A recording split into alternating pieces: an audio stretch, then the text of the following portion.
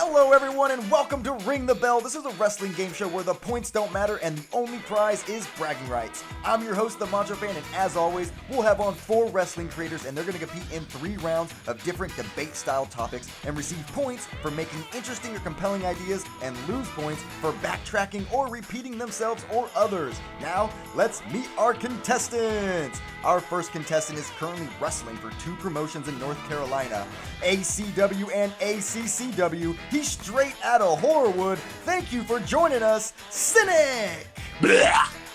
Oh, there it is. I love it. I love it. Thank you, Cynic, for joining us. And our next guest is going to be straight out of India, but now he's from Dallas, Texas. He's a wrestling fan. You can find him as the Nerdy Mark on YouTube or as Sid Matrix in Next Generation Talent. Welcome to Ring the Bell, Sid Sharam! Namaste, everybody. Good to be here. Thank you for joining us. We're happy to have you here. Our next guest is also an NGT promo artist, joining us from Pennsylvania. He's a wrestling fan. He just went to his indie wrestling show. Thank you for joining us, Smittyception. What's up, everybody? Indie Wrestling rules. Catch my YouTube. Oh, yeah, Smithception is on the YouTube now. We don't want to forget that. He is YouTube exclusive. And speaking of exclusive, you can always find him on Ring the Bell. You know him. You love him. You hate him. You cannot disagree with him. He is the conscience of the community. It's Big Mike, the legend. Smithception's upper lip smells like beef jerky right now. Look at that thing. It looks like he drew on his mustache just for this. That's why he was late. Just check it out. Oh, well, thank you for that commentary right there. Smith, did you draw on your mustache today? Yeah, I like it because it's just above my lip. The kind of mustache that says, yeah, I've been nude on camera. What of it? Listen, if you want Smith, if you want a nice, lovely beard like mine, I'll give you my black Sharpie right here. Oh. A beard is not of my genetics, bro. Sorry. All right, but that's what I said. I'll give you my Sharpie. Speaking of genetics, we do have some rough genetics that are happening in AEW right now. So let's just jump into our first debate topic. Is AEW becoming too rough? Hangman Adam Page versus Moxley ended in a ref stoppage. And then on AEW Dark, we saw Athena and Jody Threat have a brutal match, and they got a talking to by AEW management. So we're going to start with Cynic. Cynic, is AEW being too rough, or is fans being too hypocritical? 30 seconds to you. Fans have always been too hypocritical. They are fickle. Second of all, I want to go right into this Hangman Page subject. I would love to, because Hangman Page doesn't want to listen to the veterans. I don't wish injury or concussions upon anybody, but how's that working for you, Hangman? I mean, he came right back. As far as the Athena thing, well, yeah, time's up. All right, time's up on that one, but we are going to give Sid Matrix full time right here. So, Sid Matrix, 30 seconds. What are your thoughts on AEW's violence? Personally, it's honestly just been a matter of circumstance. I don't think anyone purposefully wants to actually hurt each other. These things do happen. It is a very brutal sport. You look at New Japan, they pretty much do like full contact throughout. But I think AEW, it just happened to be wrong place at the wrong time. I don't think it's anyone's fault, really. I just think that, shit happens. Can I say shit? I'm sorry. But yeah, that's all I can say. All right, everyone, put your kids to bed. We are saying the S word on stream. Uh-oh, I'm just kidding, Sid. You can say whatever you like. All right, but right now it is... oh my goodness, I have the wrong name on here. So while I adjust that, Smithception, since you are our last minute contender, I'm so sorry we have the name changed, but I'll fix that in post, so don't tell anybody. But 30 seconds to you. John Moxley didn't do anything wrong. I think we all grew up watching those injuries can happen, please don't try this, like those disclaimers that they put on the WWE all the goddamn time for this very reason, because injuries can happen literally anytime. It is just a wrong place, wrong time type of scenario. So fans who try to cry about places being unsafe because an injury happens, have you ever watched wrestling before? Because I don't think you have, or you're just choosing to be a hypocrite. All right, there we go with that hypocrite line. I love key words. All right, now we're going to jump over to our final person of this topic, and it's going to be Big Mike. 30 seconds to you. Hey, guys, you're still not thinking about this right. The same way that attitude reflects leadership, so does the product. I would totally agree with everybody up here if it was a one-off. But what happens later? The girls just get out of control. This is because Tony Khan wants to be the big guy backstage. Look, Arn Anderson isn't a booker there anymore. I don't even know who their bookers are working backstage right now. I think this is a management problem, and this goes right up to Tony Khan. This isn't just a normal injury. All right. So here we go, back to the Tony Khan blame, which is, owner of the company having so much hands on your company. We gave the same to Vince McMahon. Tony Khan can only expect the same treatment. But speaking of AEW, we're going to stay right there, but we are going to talk about their backstage. However, in a good light, because they're getting a new show. Fightful has reported that AEW talent and staff were informed this past week that AEW is set to produce a documentary that's going to focus on the behind-the-scenes aspects of different groups and AEW talent. So, how do we feel about that? We're going to start with Big Mike, 30 seconds. How do you feel about AEW now transferring and trying to put a good light to their backstage? Kind of opposite of what we just talked about. You're muted. He muted himself. Oh no, Big Mike, pause, time out. Timer over, man. I forgot. Yeah, I'm sorry. I got up to get How my many pause. of these have you been on at this point? Shut up, Smith. All right, 30 seconds. Oh. All right, Big Mike, let's see what we got. Look, I said on this show a couple weeks ago that I felt like Tony Khan and some of the people were returning to kayfabe by using the internet and the dirt sheets, right? This is another way I think Tony Khan is doing that. I'm not a Tony Khan fan. I'm a big fan of this. Look, everybody, all these purists up here are going to say, it's not real wrestling. We don't care. What, blah, blah, blah, blah. We don't care. All that.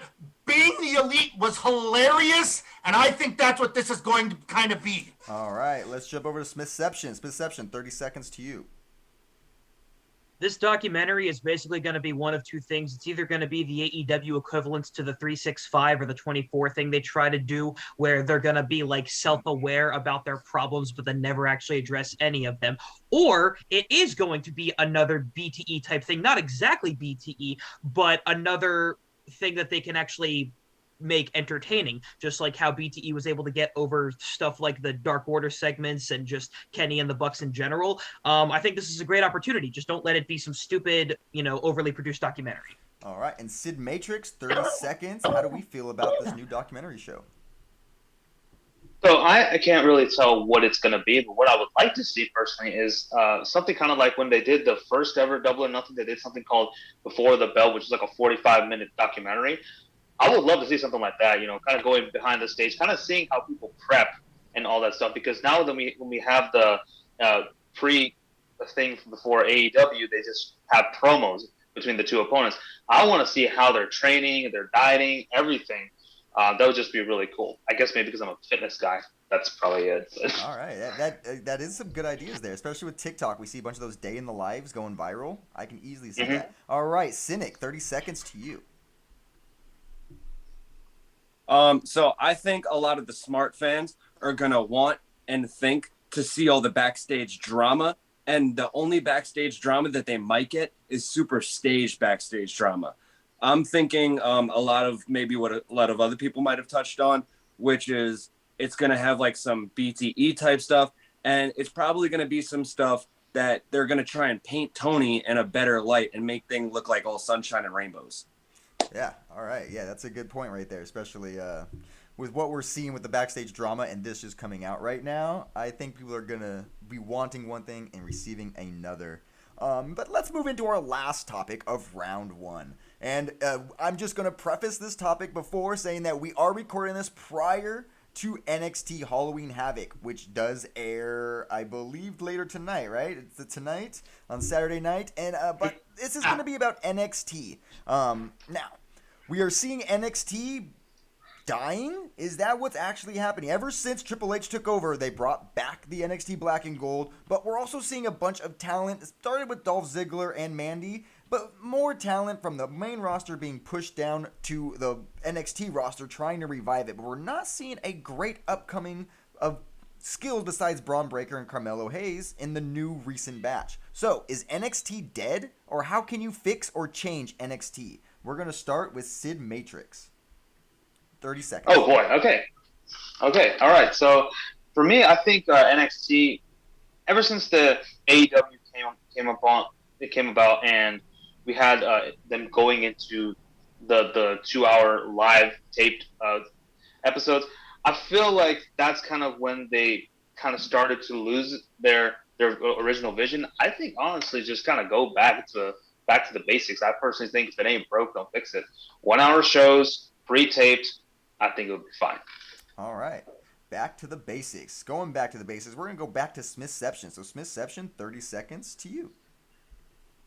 NXT is far from dying. It's just going through a phase where it's not the best thing in the world because you can't be the best thing in the world forever. Black and Gold era NXT reminds me a lot of the Attitude era. That's not to say that it's overrated. It's to say that it was a lightning in a bottle thing where a lot of great things came out of it. And because a lot of great things came out of it, it needed to go into a period, even if Vince didn't try to do his thing, even if it was fully under Triple H creative control, it was going to dip down just so it can dip back up again, just like the main roster WWE product has been dipping back up again, and it's going to be great in like a year. All right. I like those points there. Good a good use of your words. Smithception always speaks so fast too, so it gets a bunch of ideas out. Big Mike, we're going to go to you. 30 seconds. Somebody record this because Smith and I are going to agree on something for once in our lives. I know, this is crazy. I agree with what Smith's saying. It's not supposed to be what it is before. Triple H said something very telling when AEW beat NXT in the ratings. He said, great, you beat our developmental. You know why he let them beat the developmental? Because he was going to change NXT into the third brand. Evolve, and one of the indie guys can help me, is the new feeder system. They don't have a feeder system. NXT is its own show. Don't think about it like it's supposed to be. All right. Or like it used to be. And we're going to move over to Cynic. Cynic, 30 seconds. Let's finish off round one. So one thing I really like about this is that these guys in NXT are no longer afraid to go to the main roster so that they don't get vinced. But I like what Sid said. If it ain't broke, don't fix it. If you think that AEW scooped up all the new indie talent, well, there's always a new indie darling popping up every day, and they can continue to grow that. And you got to get rid of some of the ones that are here. All right, yeah. That's another thing too, is when they had the releases, is we always complained WWE was hoarding talent. Now there's so much talent to go around, so we do have to spread the wealth. And speaking of spreading the wealth, that is the end of round one, so it is time to figure out who is in our leaderboard. So let me look through these scores here, and it looks like we have one person standing out above the rest, and that is Smithception with 8 points. And then we have a tie for second place, which is between Cynic and Sid Matrix. So that means, Big Mike, you are telling the end. That is 8 points for Smithception, 7 points for Cynic and Sid, and then 6 points for Big Mike. So hopefully Mike can remember to unmute his mic, and then we'll come back with round two. But first, let's hear this announcement from NGT. So if you want to know a pro wrestling Discord where you can either promo battle, just talk wrestling, play video games, have a good community, watch this video right now and join the Discord. Are you a fan of WWE, AEW, or just wrestling in general? Are you a fan of sports, gaming, or just trying to find somewhere to vibe? You gotta join Keepers Kayfabia, the Discord community that hosts the NGT promo battle community. If you want to know more about that, check this out. Tally ho, everyone. NGT is home to some of the best promo artists this century. Under the great banner of NGT and Hugs himself, we all invite you to come join us and do some promoing. Yeah, go to war with us, boy. Come fight with us. Even if you want to just have fun and play some games with us. Come and sail the 7 seas with me. Maybe you feel the need to shoot to kill. Or if you just want to put a smile on people's faces. So, whether you want to compete, lion, I'm a tiger. I'm a lion, I'm a tiger. Or you just want to enjoy yourself. See, there's always something to do in NGT. What the hell are you doing? We're streaking! Wow, that's no good! So get off your pathetic ass and join the Discord. Whether you want to see the light or embrace your darkness. And make sure to join us at the NGT Discord. You'll find that most of the time the link is in most of our competitors and members' bios. Well, if you want to have some fun. Or if you want to prove why you are the best since day one. Where you can challenge some of the greats and legends. Or you can just mark out for them. Because we've been here the whole time.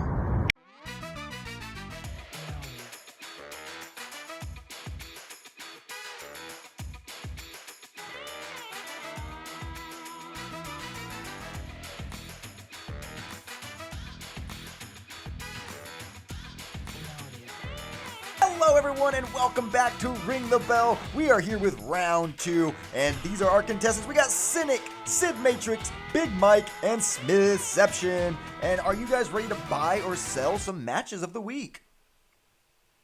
Sure. All right. Yes, perfect. sir. Let's go. So bring it. In round 2, each guest is going to have 30 seconds to buy or sell different matches or storylines that have become apparent this week or have come to light. And so we're going to start with CM Punk. It's come to seem that CM Punk is going to become a free agent again soon. So if you were either Triple H or Tony Khan, would you buy or sell CM Punk? We're going to start with Big Mike. If I'm Tony Khan, obviously I'm selling.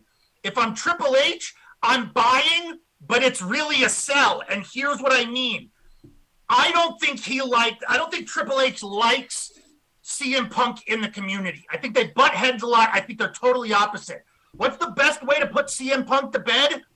Sign him, give him his Mania match, give him his Hall of Fame, and let him roll off into obscurity. So now we're only dealing with him for 6 months rather than, if you remember, like when the Warrior left, when the Warrior came back and was good. I think he wants to nip this in the bud and end it. And I think that's what happens. All right, let's go to Cynic. Cynic, 30 seconds, CM Punk. I don't mean to rip somebody off, but I'm going to go straight into parts unknown here.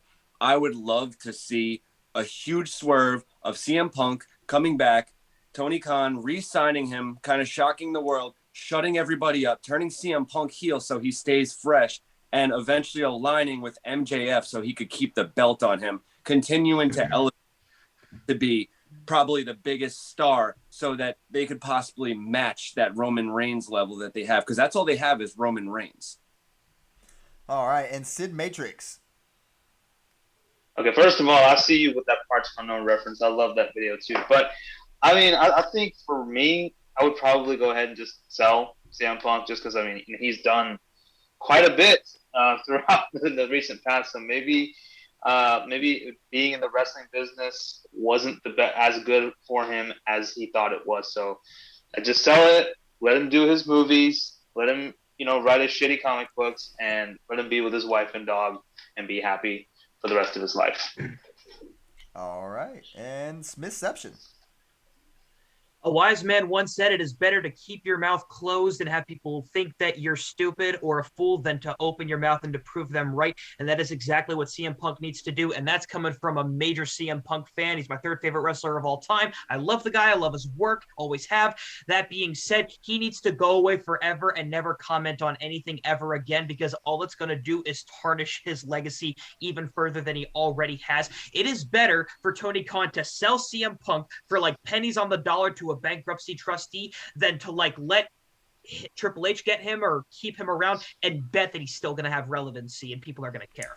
That's some good points there. The one good thing Hulk Hogan did after everything was he shut up, and that's one thing that CM Punk can't seem to figure out. But speaking of someone who is starting to stick out, one thing, I'm a huge fan of this wrestler, and now we're starting to see him in some of the main event light, and not main event of the show where he was, but Mustafa Ali is getting some main Raw light versus Rollins, who's now the U.S. champion. How are we feeling about this Mustafa Ali push now that Triple H is in charge? Are we buying or selling this feud for the U.S. championship? We're going to start with, let's start with Sid Matrix. Oh, I'm buying the crap out of this because I am a huge Mustafa Ali fan. I think even when 205 Live was a thing, he was one of the biggest stars in that brand. And now that, he's having this match with Seth Rollins for the United States title, like, could not be more happy for the guy. And also, it kind of just feels like two Seth Rollins is fighting just because of their look. But no, I feel like it's just, I mean, getting more eyes on Mustafa Ali, always a good thing. I am, no pun intended, all in on Mustafa Ali. All right, he's all in. But Cynic, how are you feeling about Mustafa? This is not going to be everybody's favorite popular opinion, but I think that WWE has to tell him, bro just can't get over in WWE, in my opinion, and I think that Impact should buy him. I think that Mustafa Ali in the Impact, the X division, would be straight money. He doesn't have to say much. He doesn't have to be much on the mic, but he could truly show everybody his skill because he does have it in the ring. Nobody can deny him that. And to see him come in, fight for a while, make his way to the top of the X division and become the X division champion, I'm sold. All right, let's move over to Smithception.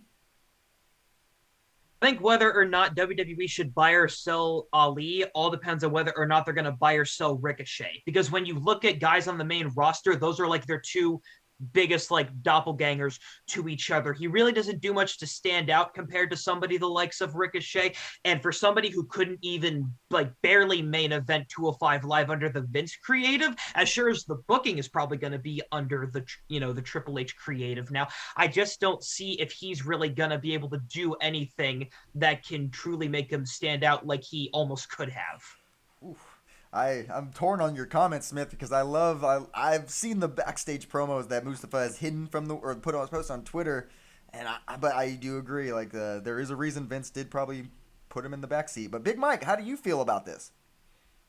These guys are all crazy, every single one of you. I don't understand. I'm buying this 3,000% yesterday, and I'll buy it with inflation in 6 months. Here's why.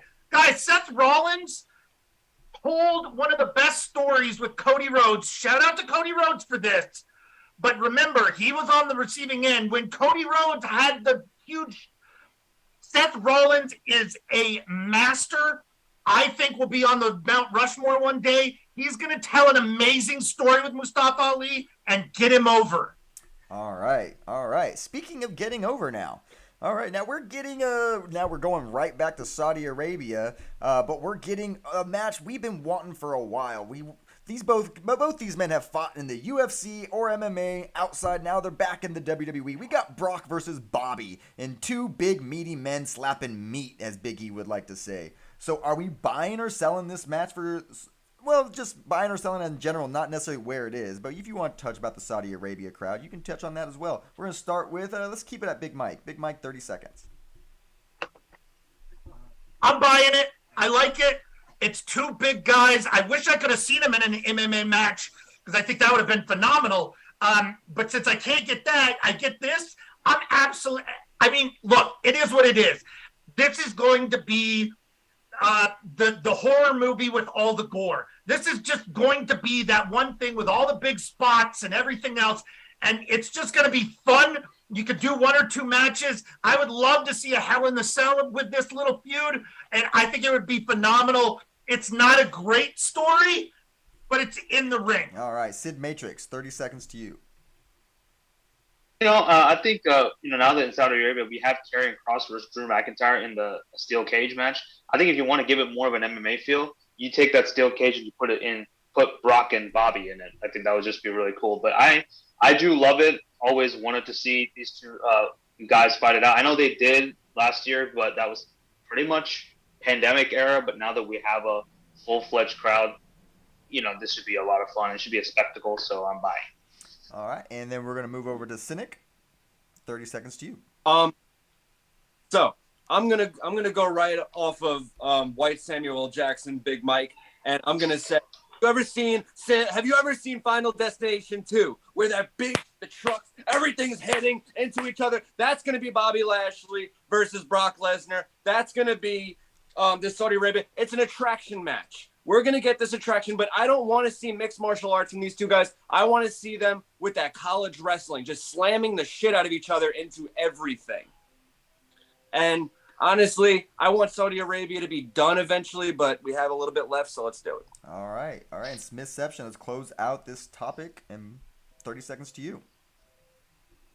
I'm buying this match, but that's because this match is cheap as hell. It's happening about 10 months too late because the first time they could have done this and built some intrigue around the first major premium live event of the year, they chose not to do that because they had to be for a championship.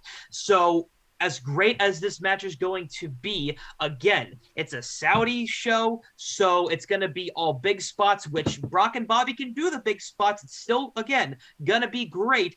That being said, they're doing it in Saudi Arabia because that's the only crowd that's going to actually have it get the most over. All right, yeah, that's it's definitely going to be hot. I know that. They're going to be sweaty. And speaking of sweaty, we're seeing some sweaty promos coming from MJF. I mean, hot. They are on fire due to spitting flames on the microphone. MJF, every time he touches it, it's great. Are we seeing a babyface turn? I mean, every time he comes on the mic, he's dropping little hints. Are we buying MJF as a babyface? Let's start with Cynic. Okay, so first of all, whose fucking shirt am I wearing? We could say fuck, right? I think we established that. I am wearing a Dusty Rhodes shirt. What do you remember? Hard times. You remember Ric Flair and the tear in my eye. When it comes to MJF, who gives a damn whether he's heel or whether he's face? He's amazing. And I'm not so sure we've heard his best promo yet, because the last time we heard his big promo, we thought that was his biggest promo. Then he topped that. I think he's going to continue to top it until he finds the promo that everybody is talking about for years to come. So whether he's face, whether he's heel, he's amazing. He's a future. He's a star. All right, Sid Matrix, 30 seconds to you. Yeah, I mean, MJF is a star for sure. And I think as far as like him as a babyface, I see him more like a tweener. But I feel like it'll be a little bit more of an organic kind of shift from, full-fledged heel to like more of a kind of a tweener guy. Kind of a guy who doesn't necessarily talk about how much your football team sucks, but it's more about, how he's doing it more for himself and how it's more for proving himself. So I would be really, that's the MJF that I'm kind of interested in. So I'm definitely buying this. All right. And let's move over to Big Mike. Narrow-minded marks, every single one of you. Listen, it's the new age, right? You can't just be in the ring. You can't just be a good promo artist. You have to be good on social. You have to be engaging when you're out at live events. There's a ton of other stuff nowadays that you have to do. What is great about MJF, when we see those autograph signings where he goes off on the mom or he goes off on the kid, or like he doesn't take a normal picture. It's always him flipping you off.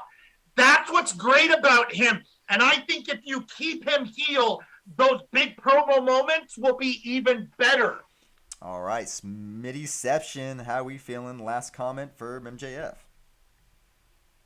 Whether MJF likes it or not, and he's been very vocal about how he doesn't like it, he's going to get over as a babyface for the same reason that he got over as a heel. It's reverse psychology. He tells people to shut their mouths when he's trying to talk, so that only makes them boo louder or cheer louder. So now that those cheers are already starting to get louder and louder as the weeks go on, because people are sympathetic for his situation, again, he doesn't like it. He's been vocal about how he doesn't like it, but he's going to get more cheered because the realness of his situation is what people are going to latch on to. All right, I do like that. Yeah, he does know what he's doing when he makes them cheer. I 100% agree with that. All right, so now let's talk about a forbidden door for these next two topics, and we're going to start with the AEW forbidden door possibly breaking a little bit in the WWE. Billy Gunn was offered to join the DX reunion on Raw. TK and Triple H had a conversation about it. TK was okay with it, but Triple H said his side fizzled out. So are we buying or selling AEW Billy Gunn in the DX reunion, or are we happy they kept it apart? We're going to start with Sid Matrix. Personally, Personally, I think, it would have been cool to see Billy Gunn. I see he was definitely one of the most interesting members, in my opinion, of DX. It would have been cool to see it, but I can kind of understand why they didn't do it. I know it's kind of weird because they said Tony Khan wanted a mention of AEW, but they said no. So I feel that was a little fickle on WWE's part. So I guess buying. I'm not sure. All right, Cynic. Okay, so I'm gonna go straight on facts here, and this is actually still really fresh in my mind, and I think it actually was even on TikTok. So Road Dogg went on to claim that Billy was all, for a better term, he was all in on it, and he was going to catch the flight. He was on his way. And then right towards the end, apparently he never got on the plane. He missed calls for a little while, and then he didn't come. Of course, we want to see the whole band get back together, but this doesn't seem like a WWE problem. This sounds like an AEW problem and their ego. All right, Smithception, let's move to you. 30 seconds. I don't care how this makes us feel. Billy Gunn was as necessary to the DX reunion as Buff Bagwell was to the introduction of the WWF after the WCW purchase. You could have just had that DX reunion with Triple H and Shawn Michaels alone stealing the show, doing whatever they want to do. It would have gotten literally the same reaction and probably the same amount of ratings because Road Dogg and Sean Waltman were not selling that program, so Billy Gunn was not going to sell that program. Whatever Billy Gunn wants to do, that's his choice, but I'm not buying Billy Gunn as part of a DX reunion whatsoever because it's going to serve no purpose that Hunter and Sean can't already serve. And it's quite possibly that Billy Gunn with this daddy ass thing might have topped his DX life in that sense. But let's stick on this forbidden door because one of my favorite promotions, GCW, may be having a WWE partnership or maybe even a Peacock deal. How are we buying or selling GCW being maybe that third division that people weren't really considering? We're going to start with Big Mike. Well, since I didn't get to answer the last question, I'll just move on. Oh my God, Big Mike. I'm so sorry. We're going to go back 30 seconds. All right, Big Mike, 30 seconds to you. How are you feeling about Billy Gunn? Listen, somebody better call a priest or something because Smith and I are agreeing 2 times in 30 minutes. I'm really scared here. Listen, they tried to make Billy Gunn wants to be more than he is. He wants to be more than Buff Bagwell. He wants to be more than Stevie Ray in the NWO, but unfortunately, you're not. And I think that Triple H was open to the idea just to kind of like have him there because it would be cool, nothing political. Tony Khan wanted to gain something from it, and that's where he messed up. Yeah, that's the good point to bring up. It's where the TK gaining is, you could have just had it or, they want to get something out. But, hey, Tony Khan, it's in his right. He does have his new show he's trying to push off. And I'm sorry about that, Big Mike. But, hey, we're going to continue rolling. You're good. We got that GCW partnership with WWE possibly in the works, with a Peacock deal possibly in the works.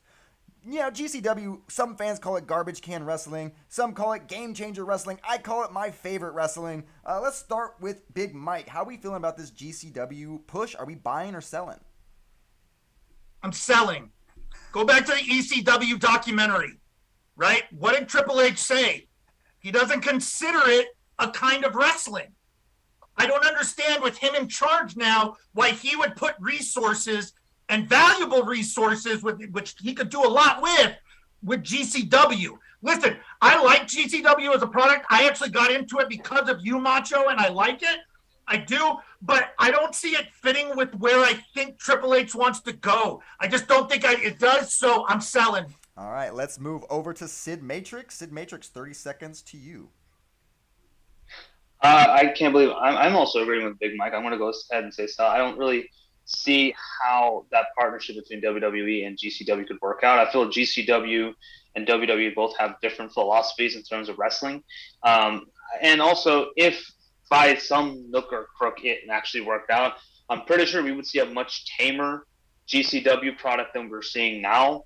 So I don't know, man. They need to I let them stick to their guns and let them do what they're doing best. So, I mean, I would just say so. I swear to God, if they turned GCW PG. All right, let's move over to Cynic. PGCW. Cynic, 30 seconds to you. Sid Matrix made a really good point. I don't think that we need to see them get calmed down at all. I was probably one of those people who spoke of it being garbage wrestling. I think that somebody like Nick Gage has matured a little bit over time and started to understand the business aspects of some things.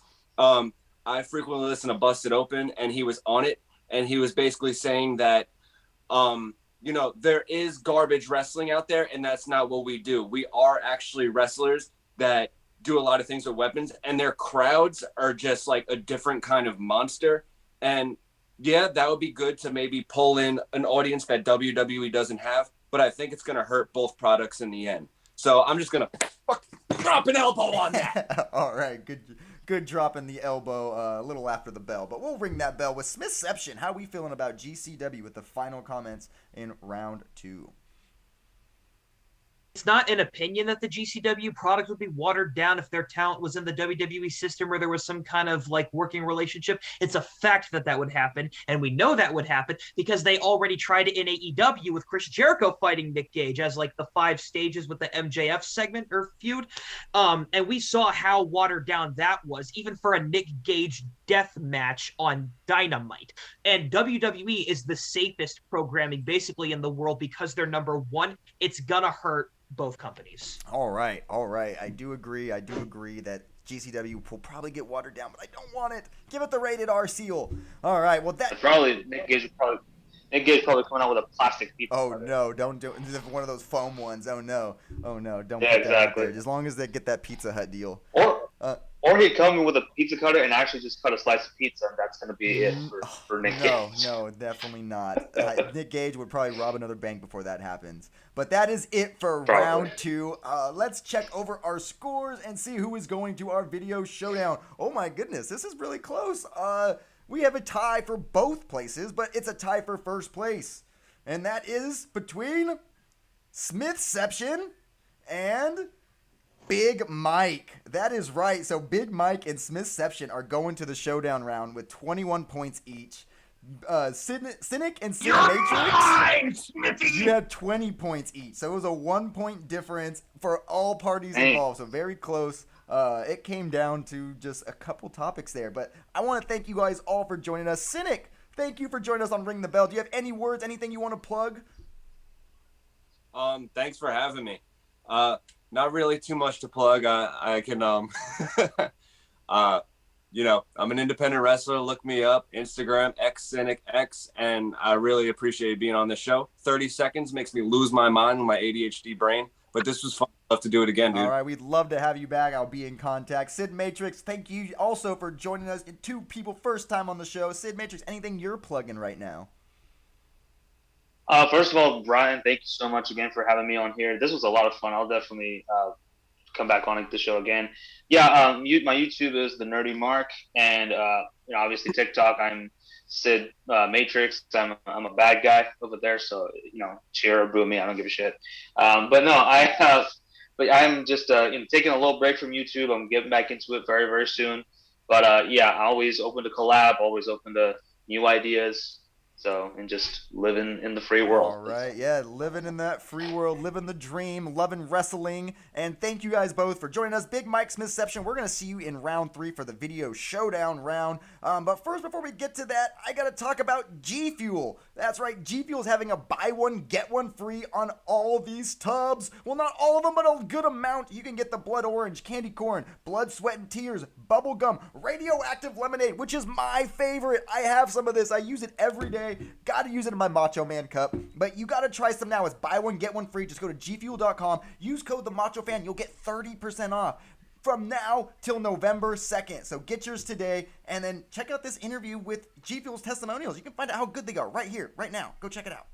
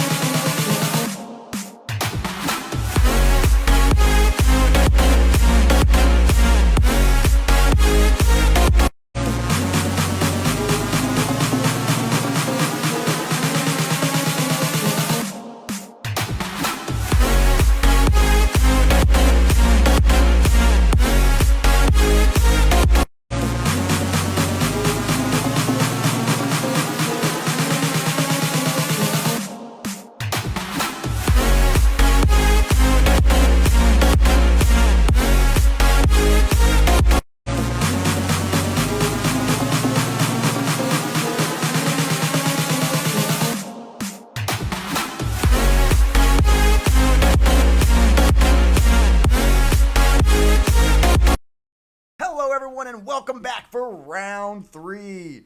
We have our video showdown between Big Mike and Smithception.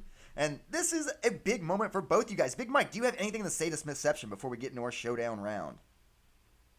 I just know that I'm better than you. I'm just finally glad that I get to show it to the world and just shut his stupid little mouth. All right, Smithception. Keep saying you're better than me, Big Maxwell. Is that too much?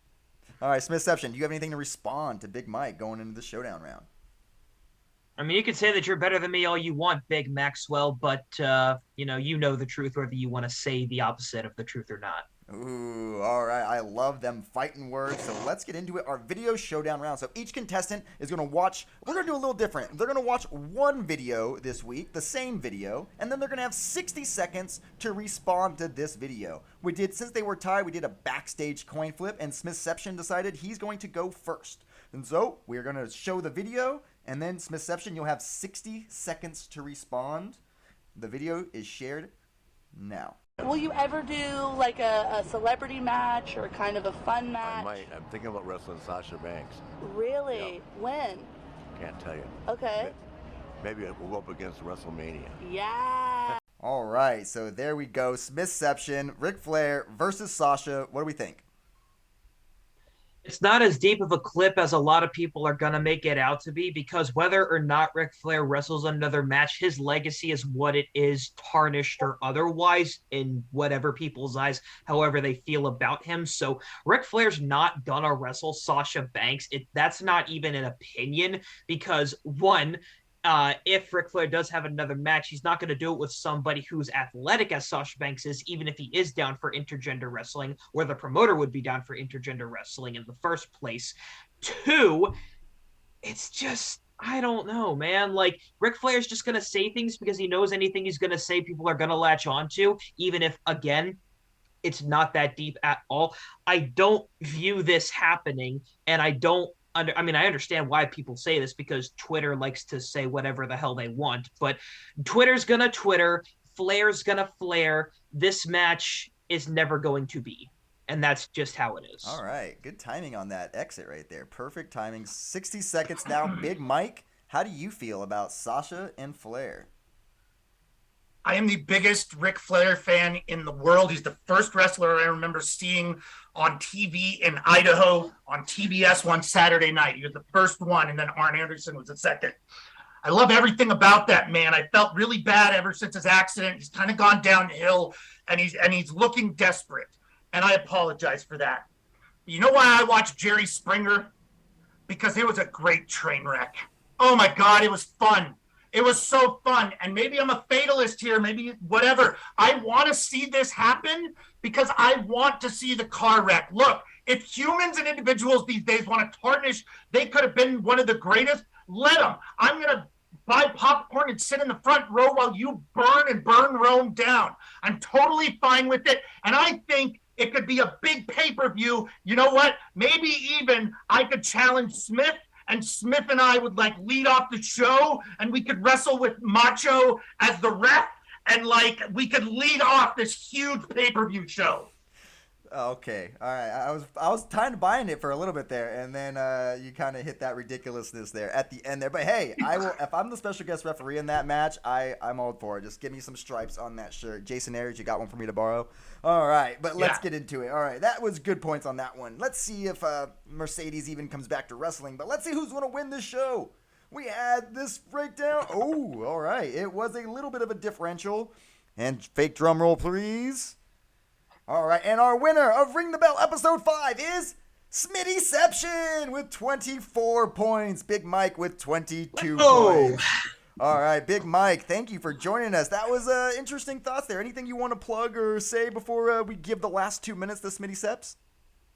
I was cheated. Smithception paid the judges. Shh. Ring the bell gate. Ring the bell gate. I'm telling you, there's emails somewhere, a server, something. Delete those emails. What are you going to do, Mike? Storm my bedroom? Yes.